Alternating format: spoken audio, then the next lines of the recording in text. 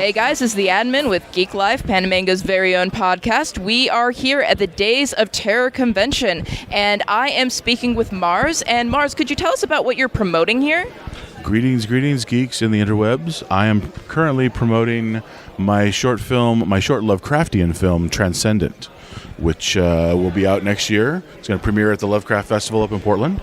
But I am also affiliated with Lovecraft Fear of the Unknown, which is the definitive documentary on all things Lovecraft. His influence on art, his influence on narrative storytelling, his influence on horror in general. And I wrote all the music for the score for that. So. Oh, wow. Excellent. And fans of our podcast will already know that JP and I are big into Lovecraft. So as soon as we walked by your table, we were immediately like, oh, what's going on here? So that's really awesome.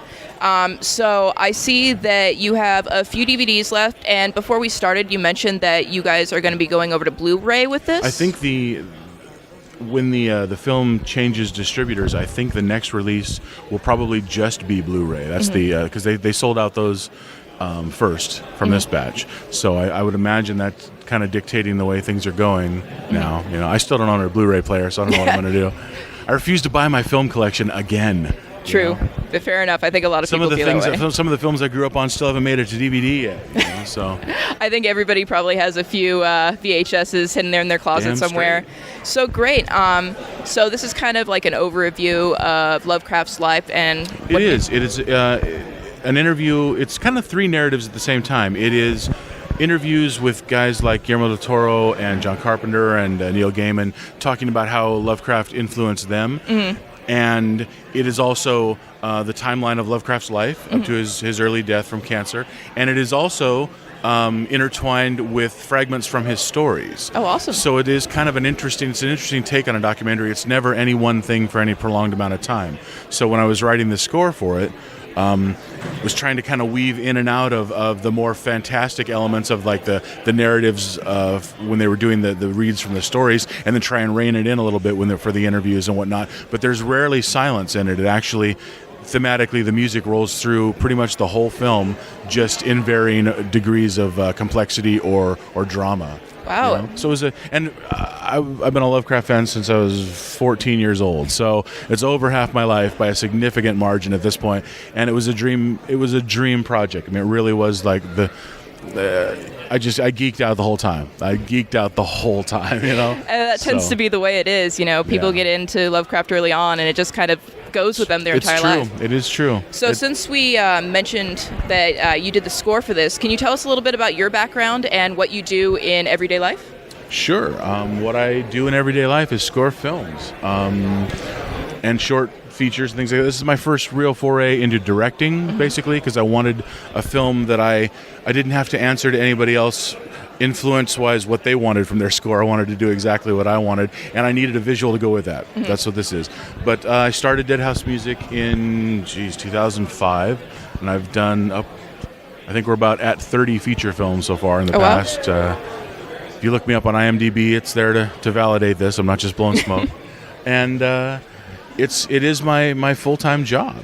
I'm fortunate enough to be able to make a living doing something I was born to do. You know, I am ill-suited to do anything else.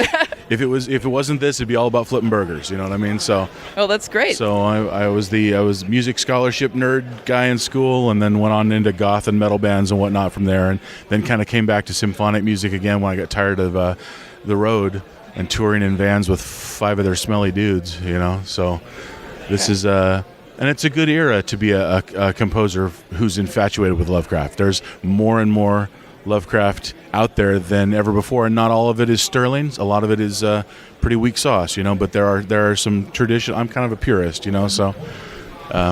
Yeah, that's really excellent. And to move on to Transcendent, would you be willing to tell us a little bit about the movie? Sure, I would be overjoyed to. Transcendent is loosely based on Lovecraft's Shadow over Innsmouth, and it's about a girl who has not fit in her whole life. She's always felt like kind of an outsider watching her world go by, and she hits a certain period in her life, has a birthday, and the ocean calls her home, basically.